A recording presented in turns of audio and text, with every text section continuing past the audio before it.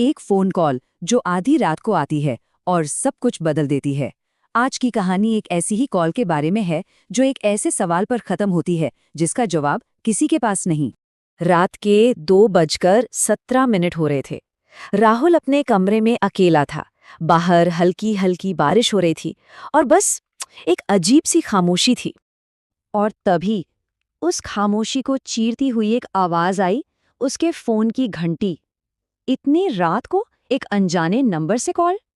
तो कहानी का पहला हिस्सा यहीं से शुरू होता है, एक अनजानी कॉल से। एक ऐसी कॉल जो अपने साथ एक भयानक राज लेकर आई थी। फोन की दूसरी तरफ एक लड़की की आवाज थी, बहुत ही धीमी, कांपती हुई। कह रही थी, राहुल प्लीज मेरी मदद करो। आवाज में इतना दर्द और डर था कि एक पल को तो राहुल की सांसें ही रुक गईं। राहुल का तो जैसे दिमाग ही सुन्न पड़ गया। घबरा कर बस इतना ही पूछ पाया, तुम कौन हो? मतलब उसे कुछ समझ ही नहीं आ रहा था कि ये हो क्या रहा है। और फोन के उस पार से जो जवाब आया ना, उसने तो जैसे राहुल के पैरों तले से जमीनी खींच ली। आवाज ने कहा, मैं नेहा हूं। नेहा, उसकी कॉलेज की दोस्त, वो ही नेहा जिसकी 3 दिन पहले एक कार एक्सीडेंट में मौत हो चुकी थी। ये भला कैसे मुमकिन था? वो आवाज अब रो रही थी, कह रही थी, मैं अभी भी वहीं फंसी हूं जहां मेरा एक्सीडेंट हुआ था, मुझे यहां से निकालो। अब सोचिए, ये एक ऐसी रिक्वेस्ट थी जिसे राहुल ना तो मान सकता था और ना ही नजरअंदाज कर सकता था। और अब कहानी का दूसरा हिस्सा शुरू होता है, हाईवे का बुलावा। और इसी कश्मकश के बीच राहुल ने एक फैसला कर लिया। वो जाएगा उस अंधेरे और सुनसान हाईवे की ओर।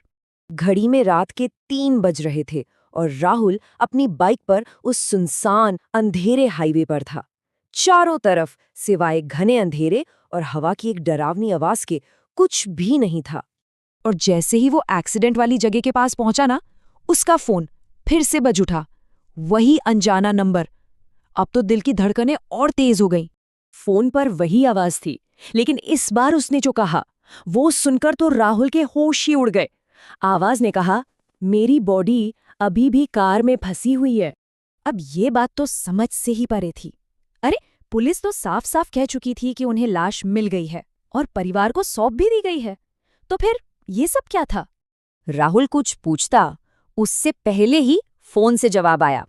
एक ऐसा जवाब जिसने सारे तर्क खत्म कर दिए। आवाज ने कहा, उन्होंने गलत बॉडी उठाई थी। और अब आता है कहानी का तीसरा और सबसे अहम हिस्सा, खौफनाक सच। अब राहुल के पास कोई और रास्ता नहीं था, उसे कार के अंदर छिपे उस सच का सामना करना ही था। तो कांपते हुए कदमों से वो उस टूटी फूटी कार के पास पहुंचा। फिर उसने हिम्मत जुटाई, अपने फोन की टॉर्च जलाई और अंदर झांका। अंदर जो दिखा वो किसी के भी होश उड़ाने के लिए काफी था। एक लाश जो बुरी तरह से अंदर फंसी हुई थी।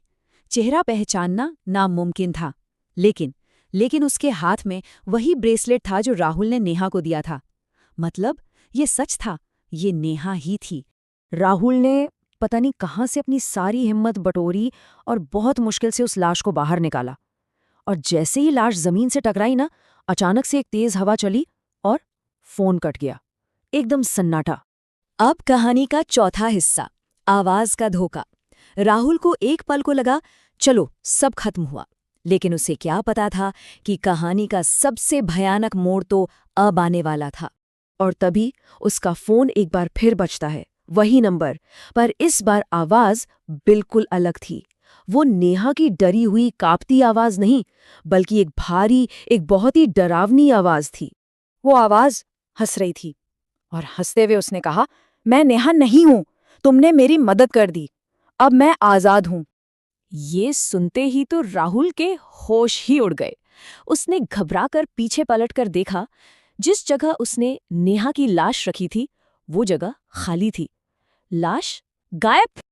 और अब कहानी का आखिरी हिस्सा, द फाइनल रिकॉर्ड। कहानी अब अपने अंत पर है, लेकिन एक ऐसा अंत जो एक और भी भयानक शुरुआत की तरफ इशारा कर रहा है। अगली सुबह पुलिस को उसी हाईवे पर एक और लाश मिलती है। चेहरा खौफ से भरा हुआ, आंखें खुली की खुली।